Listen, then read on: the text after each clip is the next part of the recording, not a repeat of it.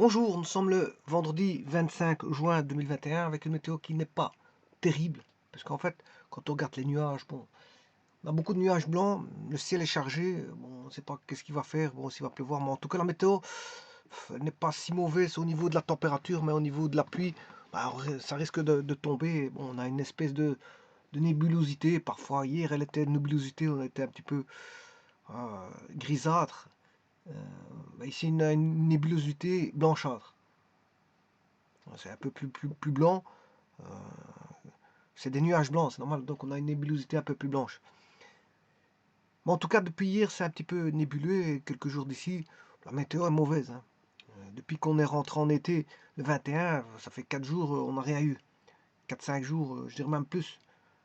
Ça fait 6 jours que là, tout est retombé à plat. Bon, je vais présenter ici un énoncé que je vais aller chercher tout de suite.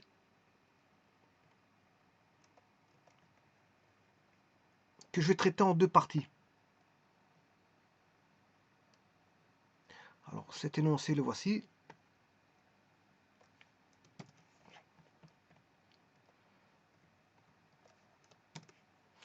Dans un repère orthonormé direct, je m'excuse, dans un repère orthonormé, on dit un repère, je ne sais pas pourquoi je mets chaque fois un E à orthonormé, on dit une base orthonormée, mais on dit un repère orthonormé direct, donc bien sûr dans l'espace, on est dans l'espace, hein, I, J, K, qui sont trois vecteurs, hein. On donne les vecteurs V1 de composante moins 1, 2, moins 1, 2, moins 3. Pour V1, pour V2, on donne 2, 1, 0. Donc lui, il est dans le plan. Il est dans le plan OXY parce qu'il n'y a pas de composante en Z. Il est dans le plan OXY. Et on a le vecteur V3, 3, moins 6, moins 5. Et on demande de vérifier que les vecteurs V1, V2, V3 déterminent un trièdre trirectangle direct. Et on va... Oui, ça je vais le faire dans une seconde étape. Exprimer IJK en fonction des vecteurs V1, V2, V3. Bon. Donc, je vais d'abord faire la vérification. Et la seconde étape, je ferai dans une autre vidéo. Petit a, petit b. D'habitude, on exprime les vecteurs V1, V2, V3 en fonction de IJK. Mais ici, il demande IJK en fonction de V1, V2, V3. Donc, c'est comme si on avait un vecteur, un trirectangle. Il demande de le repérer, de repérer IJK par rapport à ce trirectangle. Bon, c'est une façon inverse de voir les choses. D'habitude, c'est toujours par rapport à IJK. Hein. Mais ici, il demande l'inverse. Bon, pourquoi pas? Pourquoi pas? On peut tout demander. Hein, je veux dire.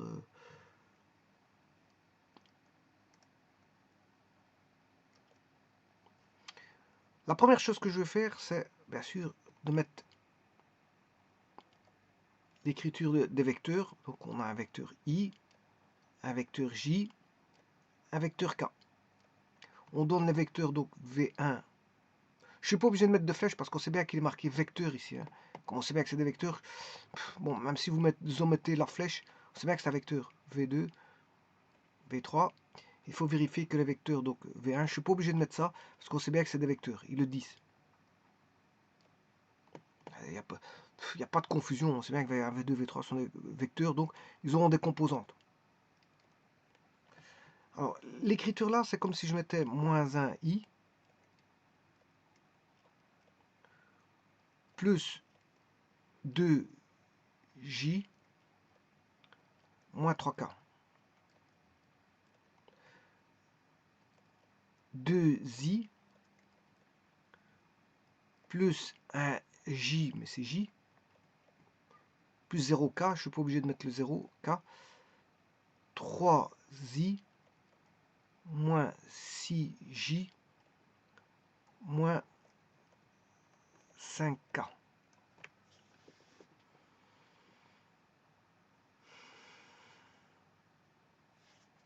Et ça constitue l'énoncé qui est proposé pour résoudre ce genre d'exercice. C'est simple, je vous le dis tout de suite, c'est un problème simple, hein. Bon,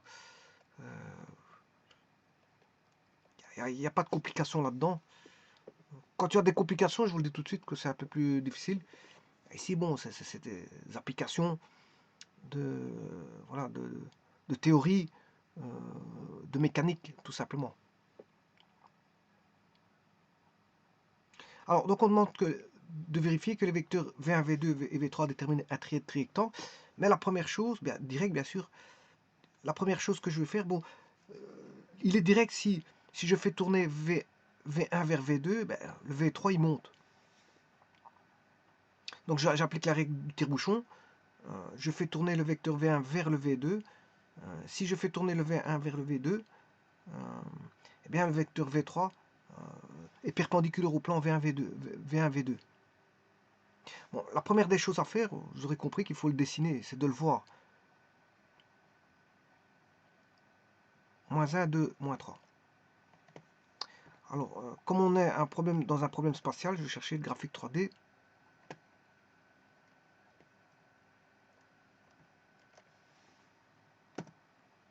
Et je construis un vecteur qui va être lié à l'origine. Je vais d'abord mettre l'origine 0,0,0. Et comme il est lié à l'origine, la composante est égale à la coordonnée. Donc la composante moins 1, 2, moins 3 vaut la coordonnée moins 1, 2, moins 3. Parce qu'il est lié à l'origine. Il a pour origine l'origine du repère. Le vecteur a pour origine l'origine du repère. Et pour extrémité, bon, la coordonnée moins 1, 2, moins 3.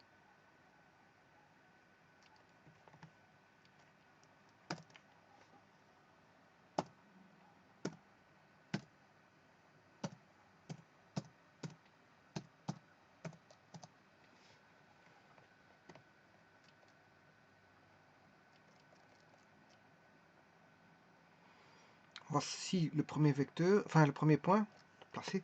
Je vais mettre le second point qui est 2, 1, 0.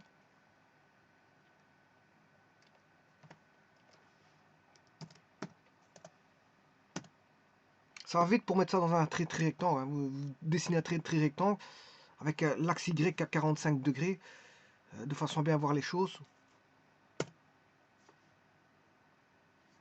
Puis vous placez les points. Alors vous placez le 1 à racine 2 sur 2. Racine de 2, quelque chose comme ça. Vous faites un calcul pour avoir une espèce de vraie grandeur comment est-ce qu'on appelle ça? Pour l'axe des Y. Parce que l'axe des X, pour l'axe des X, je m'excuse, pour l'axe des X, vous calculez une espèce de vraie grandeur. Il y a du radical 2 qui va intervenir là-dedans. Donc on voit plus grand, c'est racine 2. 1 vaudra racine 2. Donc 2 vaudra 2 fois racine 2. Par contre, le Y et Z, il sera sur le plan en face de l'observateur. Donc ce sera une unité vaudra 1 centimètre pour X et pour Y. Parce que c'est là, on a en vraie grandeur directe. Hein. Par contre, comme les X il est écarté de 45 degrés, il faut réadapter. On a un problème de rétablissement de vraie grandeur. Puisqu'on a une rotation. On a une rotation à 45. Bon, alors, de toute façon, ici, j'ai pas ce problème-là parce que c'est GeoGebra qui le fait à ma place. Donc, je n'ai rien à calculer.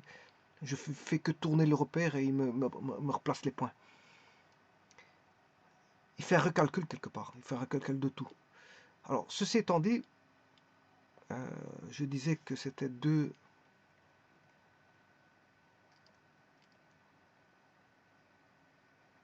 2, 1, 0. Je vous avais dit que 2, 1, 0 était dans le plan OXY. Parce qu'il n'y a pas de composante en Z.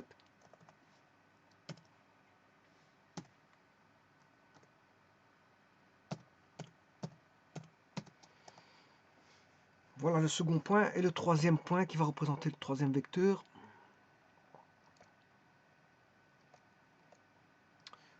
3, moins 6, moins 5.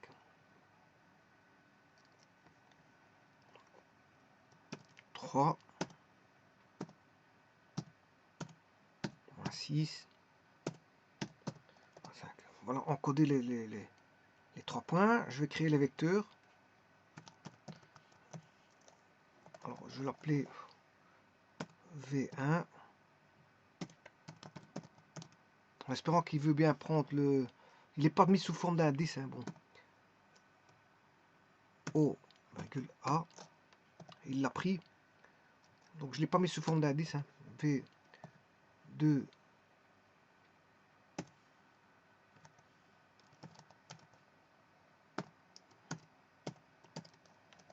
OB. Et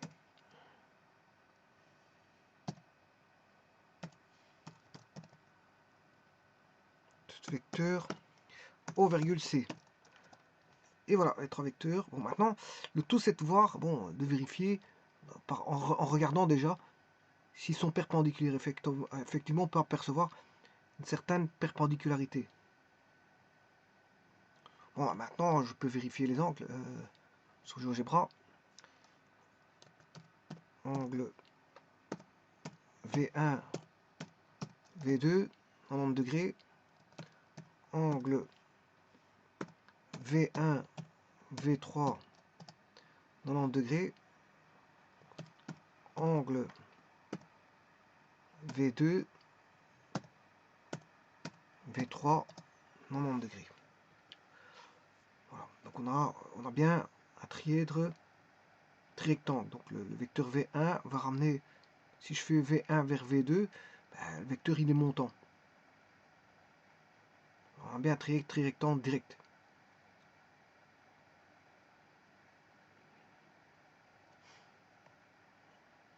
Alors si je fais V1, on va faire V1 produit vectoriel.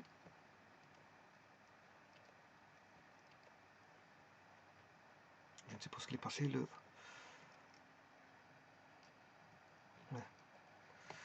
Fois, si je fais V1 fois V2, il doit me donner 23, il doit me donner une direction de V3. Alors où est ce vecteur? Si ce vecteur, je sais pas ce qu'il est, je sais pas ce qu'il me l'a mis, c'est U, je ne le vois pas.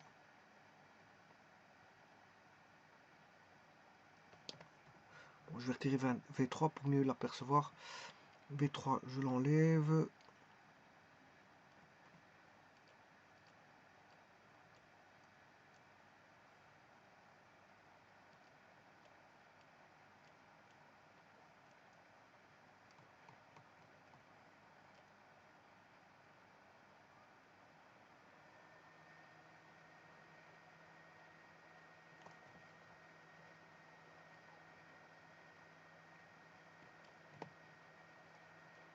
Ah, ça c'est U. Je vois où ce qu'il est U.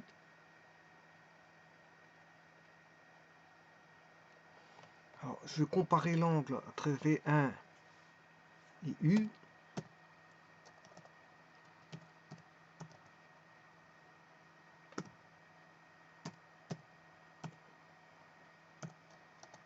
Ça fait bien 90. Donc tout est bon. Et je peux même faire l'angle V2 et U.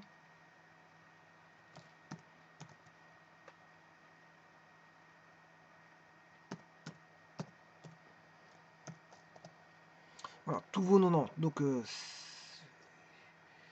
vaut bien 90 degrés.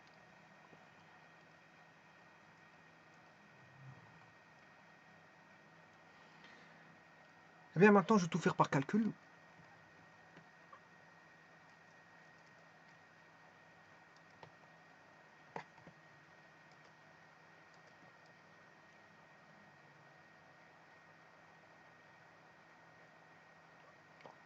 On va démontrer tout ça.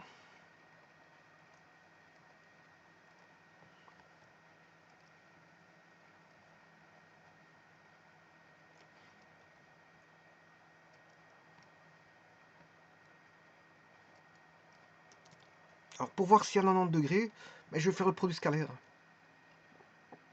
Tout simplement, je vais faire le produit scalaire. Voir s'il y a 90 degrés entre V1, V2, voir s'il y a 90 degrés entre... Bien sûr, 90 degrés signifie que le produit scalaire fait 0. Entre V1 et V3, et entre V2 et V3. Alors, tout ceci, ces droits produits scalaires doivent valoir 0. Alors, V1, la composante, c'est moins 1 I plus 2J moins 3K, que je vais multiplier par V2, qui est 2I plus 0J, enfin, plus 1J,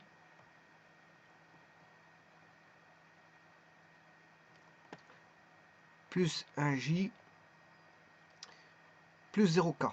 Voilà.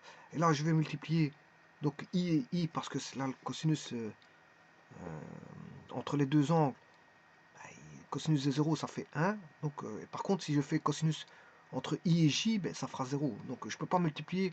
Si vous faites I fois J, I fois K, ça fera 0. J fois I, J fois K, ça fera 0. K fois I, K fois J, ça fera 0. Donc, il faut faire uniquement I fois I, J fois J, K fois K, et bien sûr, tout additionner. C'est ce que je vais faire ici. Moins 1 fois 2, ça fait moins 2, plus 1 fois 2, 2, plus moins 3 fois 0, plus 0. Ben, là, ça fait bien 0. C'est perpendiculaire. Pour le premier perpendiculaire. Maintenant, je vais recopier, bien sûr, celui-là. Je vais faire V1. V1, je vais multiplier par V3. V3, c'est 3, moins 6, moins 5. Je fais le même procédé. Moins 1 fois 3, moins 3. 2 fois moins 6, moins 12. Moins 3 fois moins 5, plus 15. On a bien moins 15 plus 15. Ça fait bien 0. Moins 15 plus 15, ça fait bien 0. Et je fais le dernier.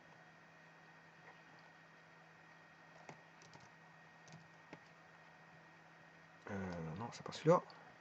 C'est V2 avec V3.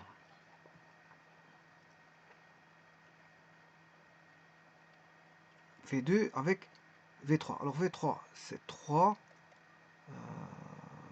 Moins 6. Il est juste au-dessus. Hein. Moins 5. On retrouve là.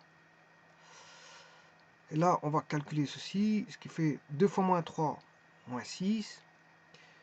1 fois moins 6, moins 6. Moins 5 fois 0, plus 0. Par contre, là, ça fait moins 12. Il y a un petit problème. Oui, parce que c'est 3 fois 2. Ici, c'est pas moins 2. C'est juste une petite barre que j'avais mis ici.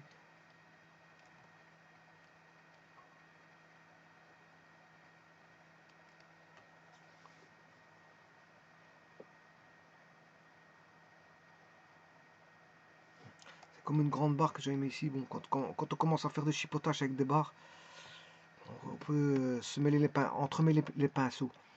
Et donc là, c'est 6 moins 6, c'est pas... C'est 6 moins 6.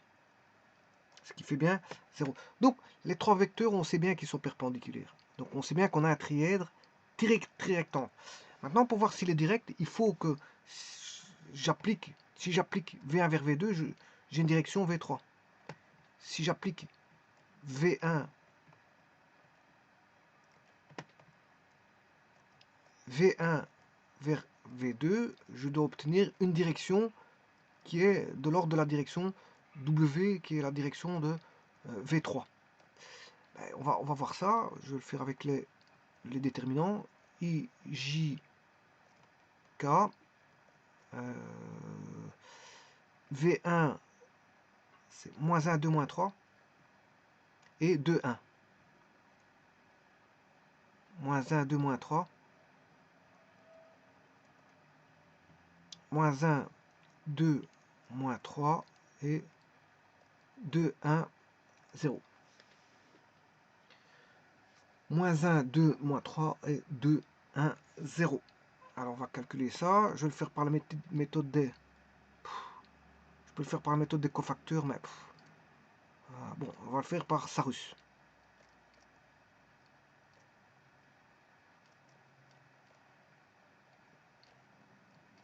Attention qu'ici c'est bien 2. Là ça fait 0. Moins 6J. Moins K. Plus 4K. Moins 4K, je m'excuse, mais moins 4K, parce que c'est le produit des... le produit descendant moins les produits montants. Et montant, c'est 2K. Comme il est montant, c'est 1 moins. Donc moins 4, moins 2 fois 2, moins 2 fois 2, ça fait K, 4, moins 4K. Moins 3i, ça fait plus 3i. Et 0J. On aura 3i moins 6J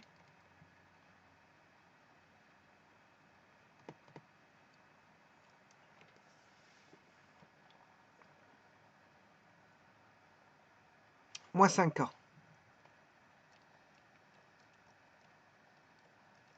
Ça, c'est le vecteur W. Et si on compare avec la composante de U, V3, ben, c'est 3i moins 6j plus moins 5K.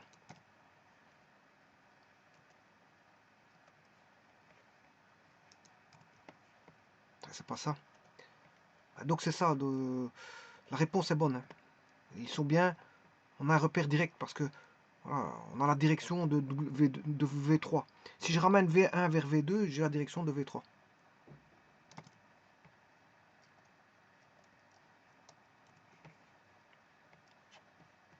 On a bien ceci.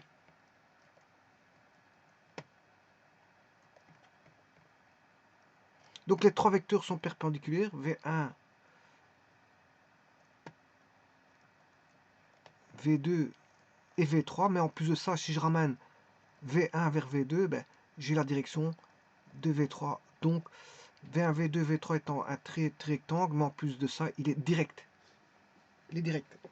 Et le produit vectoriel ici prouve qu'il est direct. Je vous remercie. Enfin, je vais regarder si j'ai terminé l'exercice petit a. Normalement oui, c'était juste une vérification. Vérifier que les vecteurs V1, V2, V3 déterminent un rectangle direct. Oui, c'est le cas. Je vous remercie.